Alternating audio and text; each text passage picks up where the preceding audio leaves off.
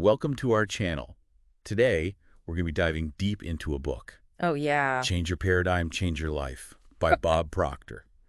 Love that book. Yeah, and this book Yeah. is packed with insights Oh, yeah. that have the potential to transform how we approach Absolutely. success and achievement in life. But first, Touche. if you are looking for a boost of daily motivation, personalized to your zodiac sign, All right. check out affirmifyjourney.com. Affirmifyjourney.com. They've got some awesome resources to help you start your day Yeah. with a positive mindset. Right. Okay, back to Bob Proctor. Bob Proctor. You've given us quite a stack of chapters from his book, chapters 1, 2, 4, 6, 7, and 8. Great selection. And we're excited to unpack the big ideas and see what stands out to you. Yeah. Where should we start? Well, I think you can't really dive into Proctor's work without understanding the core concept, Okay. paradigms, Paradigms. which he defines as mental programs operating in our subconscious. essentially controlling most of our habitual behavior. Okay, so these mental programs, how do they actually work in our lives? Right. It sounds a bit like we're on autopilot. It is. Yeah, that's a great way to put it. Okay. Proctor uses the analogy of a thermostat. Okay. Think about it. A thermostat is set to a specific temperature, and it works tirelessly to keep the room at that level, right? Right. Regardless of what's going on outside. So is he saying our paradigm is like our internal thermostat, yes. setting a fixed temperature for our performance Yes. and trying to keep us there? Absolutely. Mhm. And just like a thermostat can be set too high or too low, Okay. our paradigm can limit us or help us thrive, Right. depending on its programming. Mm-hmm. And the real challenge is most of us aren't even aware of the paradigm we're operating from. That's a bit unsettling, isn't it? It is. It's like we're living someone else's life. It can feel that way for sure. Yeah. We inherit these mental programs from our upbringing, our environment, Yeah. the people around us. And they run in the background, shaping our thoughts, feelings, and actions without us even realizing it. I see where this aha moment comes in for a lot of people. Definitely. How many times have we tried to change a habit, diet, exercise, whatever, only to fall back into those same old patterns? Countless times, I'm sure. Right, and it's frustrating. It is very frustrating. Yeah, it's like battling unseen forces. It is. But what we're really up against is our own ingrained paradigm. Yes. We're fighting our own internal thermostat. That's it. Okay, that makes sense.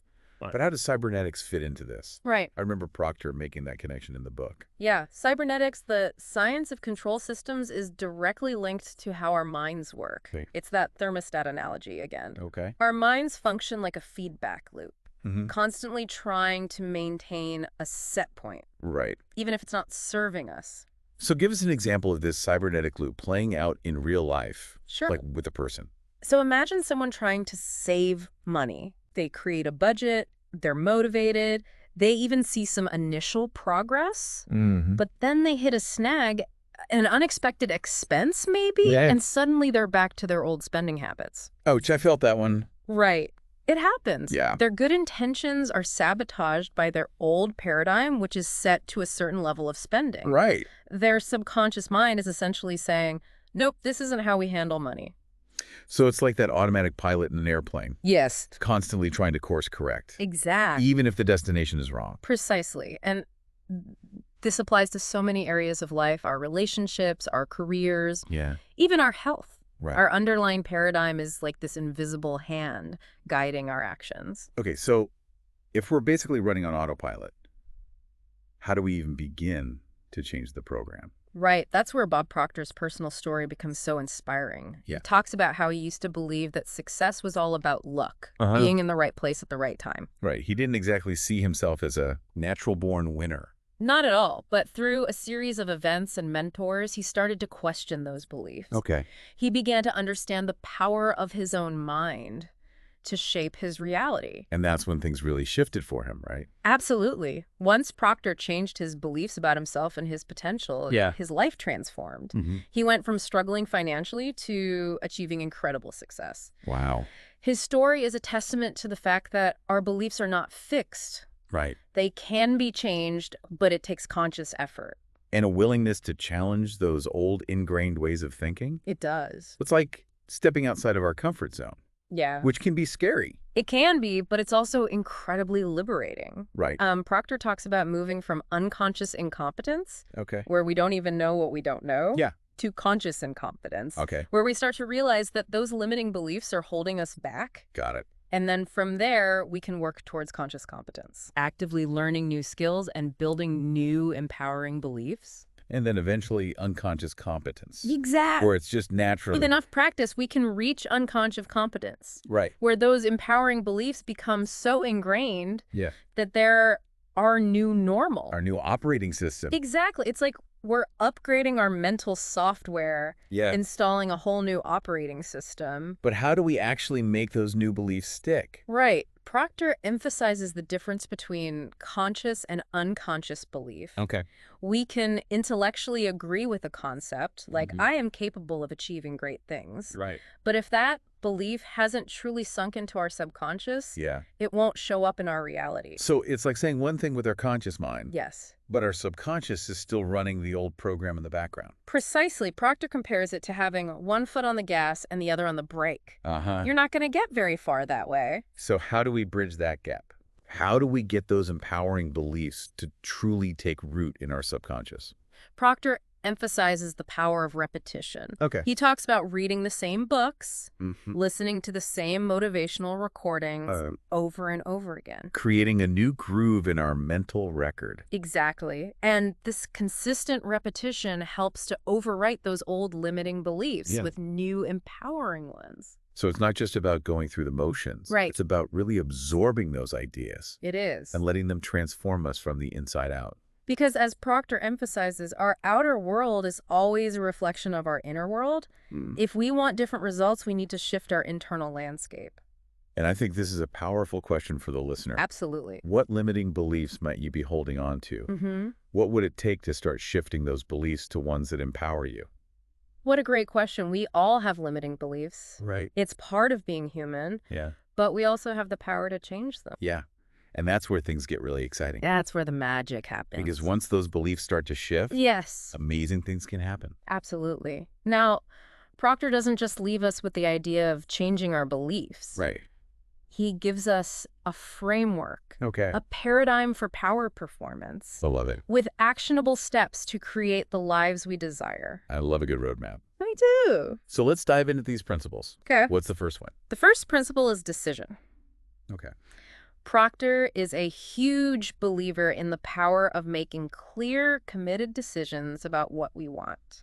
So no more waffling or wishy-washy intentions. Exactly. It's about moving from hoping and wishing to knowing and choosing. Right. Making an irrevocable decision one you're 100% committed to, no matter what obstacles come up. Burning the ships. Burning the ships. Leaving no room for retreat. That's it. That takes courage. It does, but that level of commitment creates a powerful energy that starts to move things in the right direction. Oh, because when we're truly committed, our actions naturally align with our decision. Which brings us to the second principle. Yeah. Visualization, right? Yes. Visualization is all about using the power of our imagination to create a mental picture of ourselves already living the life we desire.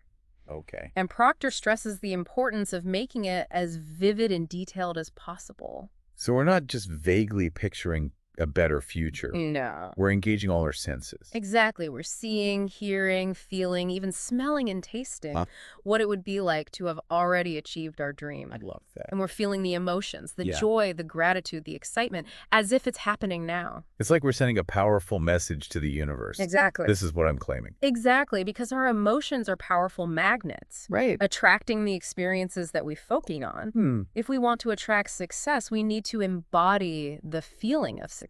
Now, I remember Proctor giving specific techniques to make visualization even more effective. One that stands out is the Power Life script. Yes, it's such a powerful tool.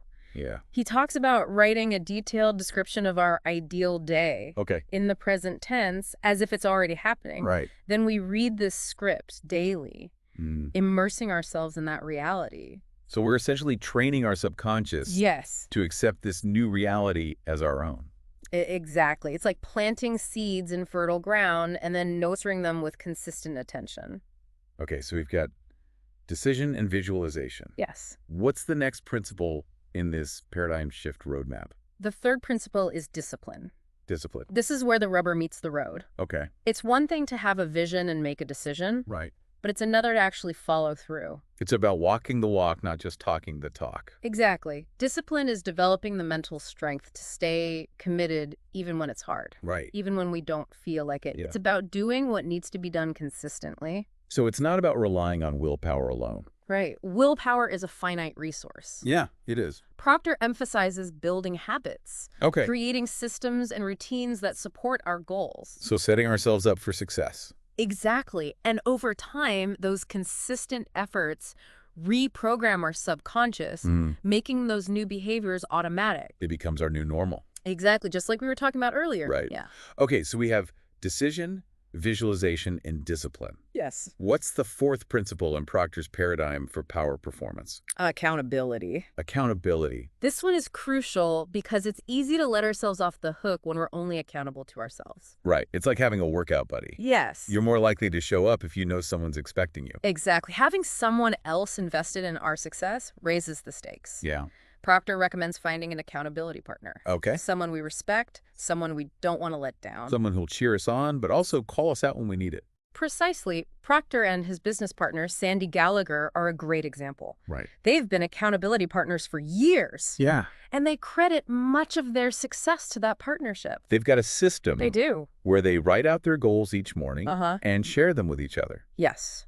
That daily check-in keeps them focused and on track, creating a sense of shared responsibility. It's like having a teammate in the game of life. Exactly. Okay, so we've got decision, visualization, discipline, and accountability. Yes. What's the fifth principle that rounds out this powerful framework? This one is all about taking responsibility for our feelings and actions. Right. It's easy to fall into the trap of blaming external circumstances for our situation, Right. adopting a victim mentality. Playing the blame game never gets us very far, does it? Not at all. It keeps us stuck. Yeah. Proctor emphasizes that we always have a choice in how we respond to any situation. Okay. We can react emotionally, Mm-hmm. or we can respond thoughtfully. Right. He talks about the gap, The gap. that space between a stimulus and our response. So it's in that gap where our power lies. Exactly. In that space, we can choose. We have a choice. Do we let our emotions hijack us? Right. Or do we step back, assess, and respond in a way that serves our goals? This is where discipline and self-awareness come into play. Absolutely. It's about developing the ability to observe our thoughts and feelings without judgment, Right. becoming the master of our minds, not a slave to our emotions. That's a powerful image. So before we move on, I'm curious. Yeah. From these first 5 principles, Okay. what stands out to you the most? It's fascinating how they all build upon each other, Yeah. creating a powerful synergy. Yeah. But for me, taking responsibility for our feelings and actions is key because it shifts us from feeling powerless to feeling empowered. I love that it's a reminder that we are not victims of our circumstances. Yes. We are creators Yeah. of our own reality. Exactly. Okay, so we've covered the first 5 principles of Bob Proctor's paradigm for power performance. We have. Decision, visualization, discipline, accountability, and taking responsibility. A lot to digest. That's a lot to digest. It is. Are you ready for the next 5? Absolutely. Bring them on. All right, let's dive back into change your paradigm, change your life, and explore the next layer of this transformative approach. Let's do it. So picking up where we left off, the 6th principle is to hold the vision and feel it naturally. Yeah. So this builds on visualization, Right. takes it a step further. It's about truly embodying the picture, Okay. feeling as if it's already real, Okay. even if it hasn't materialized yet. It's almost like we're stepping into a role, living the part before the cameras start rolling. Exactly. And Proctor acknowledges that this can feel unnatural at first, Right. especially if our current reality is far from our vision. Yeah. It's like trying to fit into clothes that are way too small. Ouch.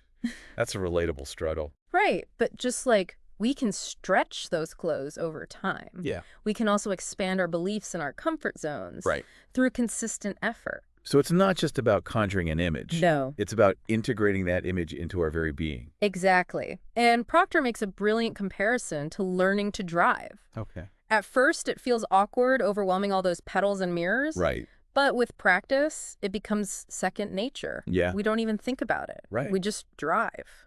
That's what we're aiming for with our vision, Yes. to embody it so fully that it becomes our reality effortlessly. Precisely effortless manifestation. That's the goal. I like you. Now, moving on to the seventh principle. Okay. It's about recognizing and celebrating your uniqueness. Right. Proctor is a huge believer in the power of individuality. So no more comparing ourselves to others or trying to fit into some cookie-cutter mold. Exactly. He reminds us that each of us is a unique expression of the universe, with our own special blend of talents, gifts, and perspectives to offer the world. Right. Trying to be like someone else is like dimming our own light, denying the world the gift of our authentic selves. Yeah. I love that we each have our own unique song to sing. Beautifully put. And speaking of comparison, Proctor warns against it, Okay. calling it the thief of joy. The thief of joy. It breeds envy, resentment, and ultimately disempowerment. It's like focusing on everyone else's highlight reel. Yes. Instead of appreciating our own journey. Exactly. Instead of comparing ourselves to others, Right. Proctor encourages us to focus on becoming the best versions of ourselves. So celebrate our strengths. Yes. Acknowledge our weaknesses. Acknowledge our weaknesses. And always strive to grow and evolve. Exactly. It's about embracing our imperfections. Yeah. Those quirky bits that make us, us. I think this is such an important message, especially in today's world. It is. We're constantly bombarded with images of what we should be. Right. It's a reminder to tune out the noise and listen to our own inner voice. Absolutely. You should trust our intuition. Follow our own path, even if it looks different from everyone else's. Yeah. That's how we create a life that truly reflects who we are. Okay, on to principle number 8. Okay. Autosuggestion. Autosuggestion. It's a classic concept, It is. but Proctor brings a fresh perspective to it. He defines it simply as a suggestion from yourself to yourself. Okay. It's the practice of consciously planting positive thoughts and beliefs into our subconscious mind. So we're talking about self-talk here. Yes. But isn't this something we're already doing all the time? We are. Most believe- of us are doing it unconsciously. Right. Which means we often end up reinforcing negative beliefs and patterns. Right. Think about those times we tell ourselves, I'm not good enough, or Yeah. I'll never be able to do that. Those thoughts become self-fulfilling prophecies if we let them. They absolutely can, but we can use autosuggestion to our advantage. Right. By consciously choosing empowering thoughts and beliefs to implant. Proctor's tool of choice for this is affirmations. Writing out positive statements about ourselves and our goals. Exactly. And repeating them regularly. And here's the key. Okay. Repeating them with feeling, Okay. with conviction, Right. as if we already believe them to be true. Got it. It's like turning up the volume on those positive thoughts, drowning out the negative ones. So it's not just about rote repetition. It's about imbuing those affirmations with emotion, Yes. with energy. With energy, over time, these affirmations reprogram our subconscious, creating new empowering beliefs. It's like planting seeds in the garden of our minds. And the more we water those seeds with positive affirmations, Yes. the more they flourish.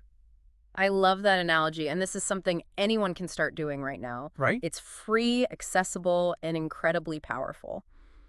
Okay, 2 more principles to go. Okay. What's next on Proctor's list? Principle number 9 is about eliminating procrastination and accelerating toward our goals. Okay, procrastination. Procrastination. It's a roadblock for so many of us. It is. Delaying our dreams and aspirations. It's like hitting the snooze button on our lives. Yes, the perfect metaphor. Proctor believes that procrastination stems from indecision.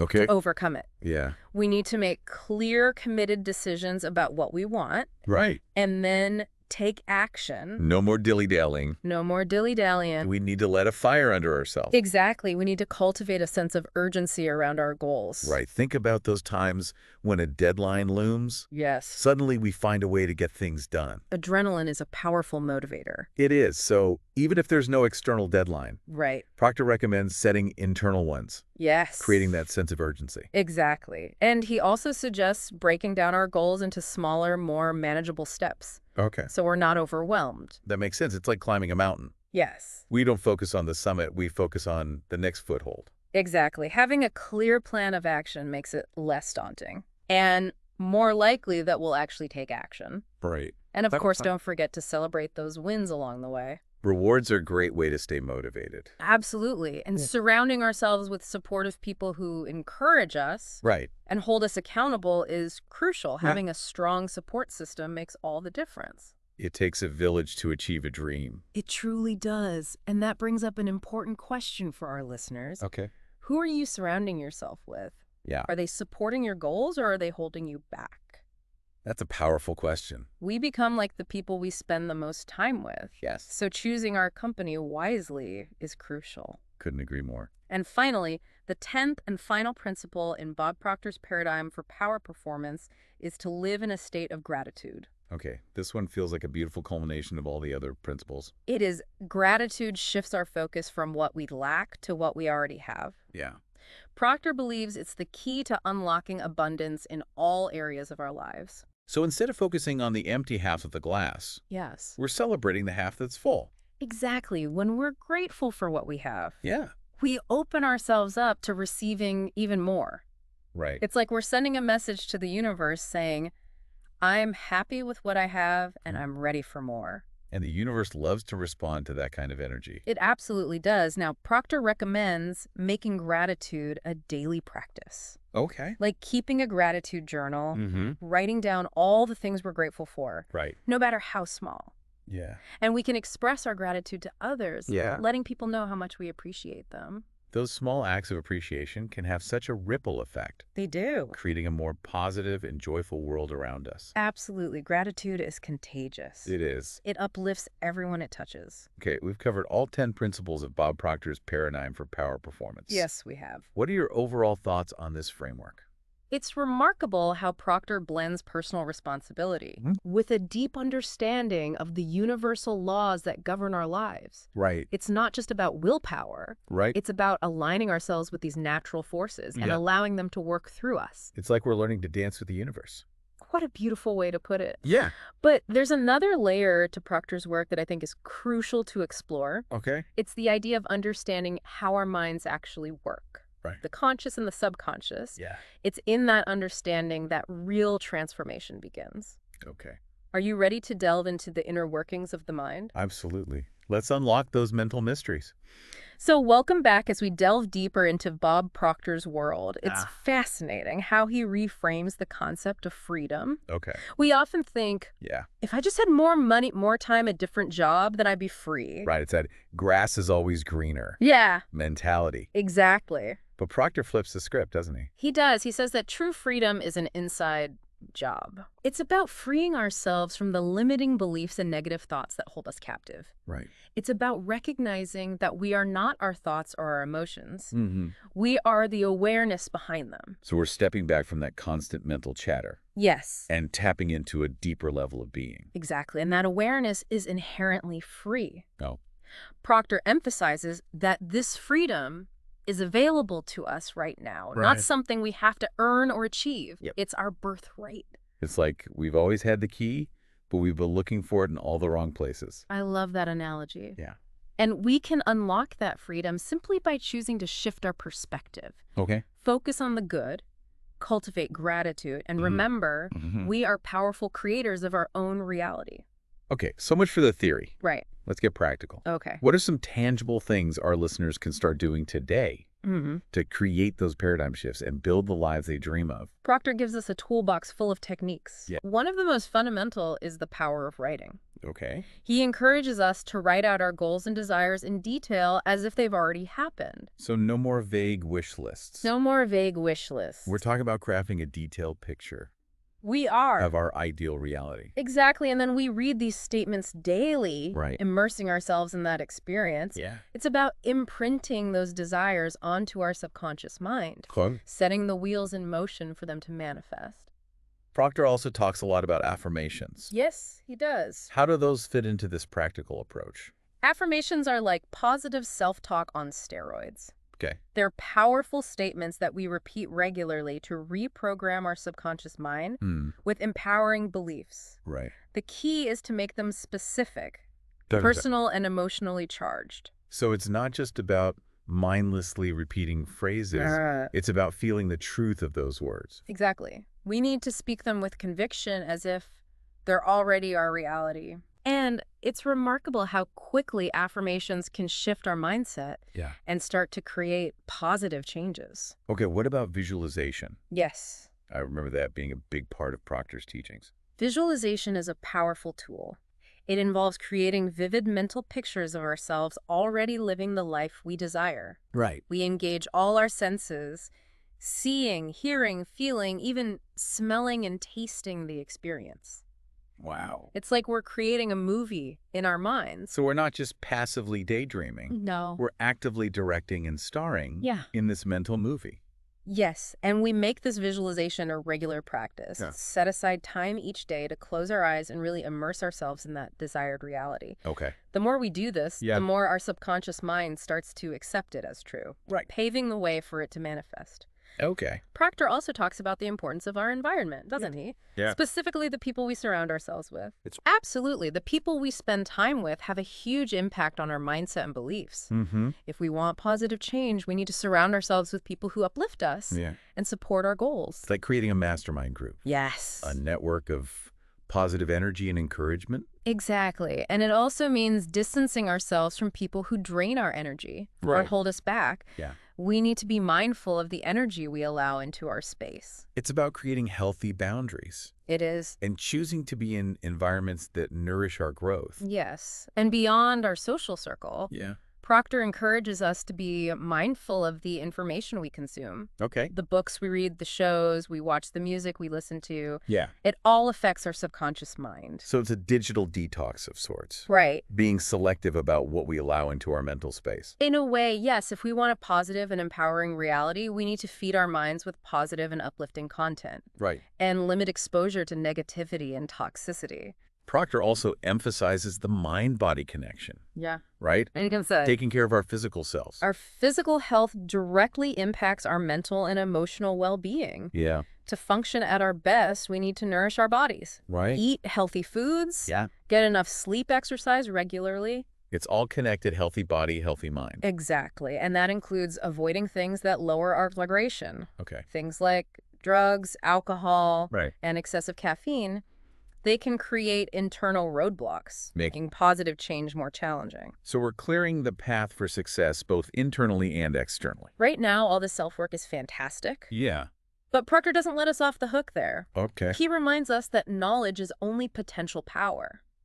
We need to take action to create real change. So no more armchair philosophy. Right. We need to get out there and do something. Exactly. But we don't need to tackle everything at once. Oh. Proctor encourages starting small, taking one step each day toward our goals. Even small actions build momentum. It's like the saying, a journey of 1,000 miles begins with a single step. I love that. As we see progress, Right. we get more motivated. Yeah. And that momentum builds. But it's not always going to be smooth sailing, is it? Of course not. Life throws curveballs. Right. But it's about perspective. Yeah. Proctor reminds us that failure is just a stepping stone to success. Right. It's about learning, adapting, Yeah. and never giving up on our dreams. So we need to cultivate resilience, We do. that ability to bounce back from setbacks. Exactly. And Proctor encourages us to adopt a mindset of abundance. Yeah. He reminds us that the universe is infinitely abundant. Mhm. There's more than enough for everyone. Yeah. We need to let go of scarcity thinking You're right. and believe that we can have everything we desire. It's about shifting from a mindset of lack to a mindset of possibility. Exactly. And this is where gratitude comes in again. Okay. It's such a powerful force, It is. raising our vibration and attracting good things into our lives. Yeah. Proctor encourages us to make it a daily practice and appreciate all the good in our lives and express our gratitude to others. Those simple acts of appreciation create ripples of positivity that spread outward. They do. And Ah, finally, yeah. Proctor reminds us of the importance of forgiveness. Right. Holding on to anger, resentment, or guilt lowers our vibration and blocks the flow of abundance. Yeah. We need to forgive ourselves and others, release those negative emotions, Yeah. and free ourselves to create a brighter future. So forgiveness isn't just a moral imperative. Right. It's an essential ingredient for personal growth and success. Precisely. It's about letting go of the past and embracing the present moment. Wow. We've covered so much ground in this deep dive into Bob Proctor's work. We have. What are your final thoughts? I'm struck by how practical and empowering his teachings are. Mm-hmm. He provides concrete tools and techniques to create real change. Yeah. He reminds us that we are not victims of our circumstances. Right. We are creators of our own reality. It's inspiring, isn't it? It is. It's like he's giving us permission to dream big Yeah, and then providing a roadmap to get there. absolutely. And if anyone's feeling inspired to explore further, I highly recommend checking out his book, Change Your Paradigm, Change Your Life. Great book. It's full of insights and techniques that can truly transform your life. Yes, it is. And for those looking for additional resources to support their personal growth, check out lingopediamagazine.com. Awesome. They have a great selection of courses and ebooks They do. on all sorts of fascinating topics. That's a great resource. Well, that wraps up our deep dive into Change Your Paradigm, Change Your Life. It does. We hope you found it valuable. Don't forget to subscribe. Yes. Share this with a friend who needs a paradigm shift. Please do. And hit that like button if you enjoyed this episode. Yeah, if you liked it. Until next time, keep learning and growing. Keep growing.